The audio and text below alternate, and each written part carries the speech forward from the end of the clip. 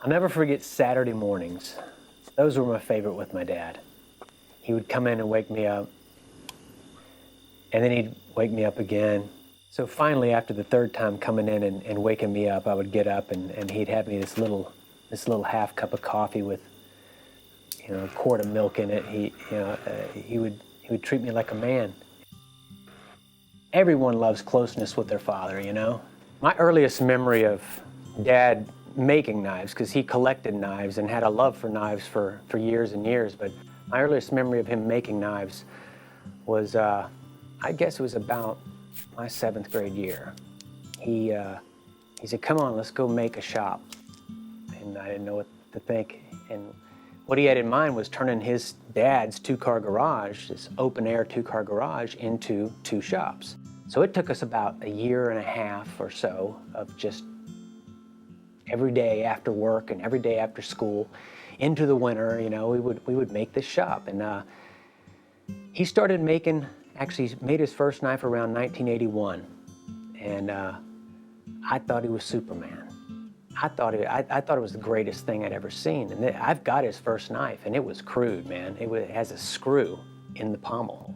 Then he started branching out into really creative designs, and I loved that. I loved that his stuff became original.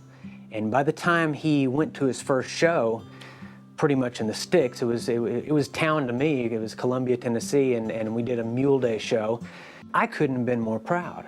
I could feel creativity welling up in me watching Dad do this stuff.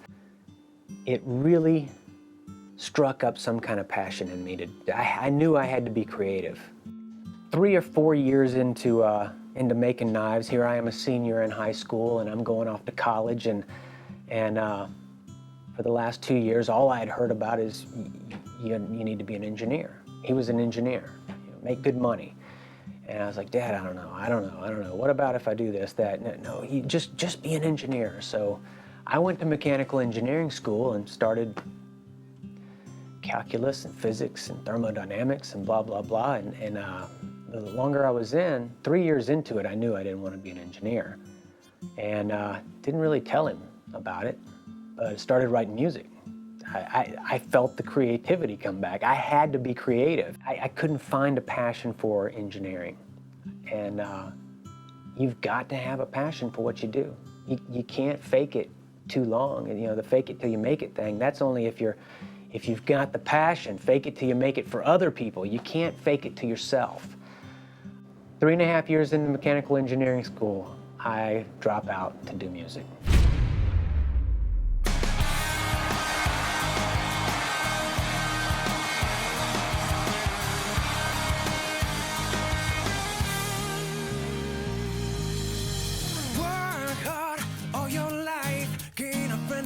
Cause you know you might just need them.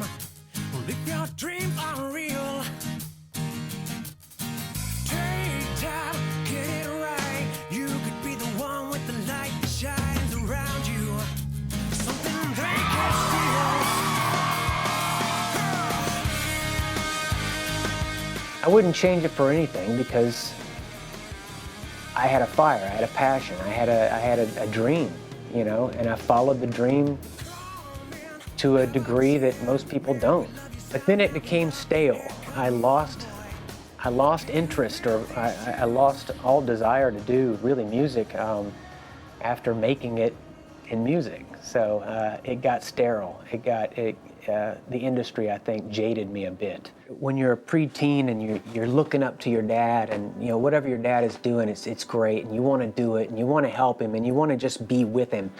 And then you get to become a teenager and you veer away, and you just don't want to do anything that he says or does or anything. And it's so strange to come around full circle, and I was so close to what was a passion, and now I'm doing what I was doing so far. I'm so far removed from those years. And if you'd have told me at 25 years old that you're going to make a shop, and just like your dad, you're going to start making knives, I'd have probably punched you in the mouth. I don't know, but everything that I've gone through has been answered by what I'm doing now. What's strange is I can pick up a blade or a piece of steel and I can start a project and I'll get on the grinder and I can revert immediately back to those days when I was sitting in the shop with Dad. When you can instantly be brought back to a point where in childhood there's some of the best memories in your life, you know you're doing what you're supposed to be doing. I'm Vaughan Rhea of VR Knives, and I am made U.S. strong.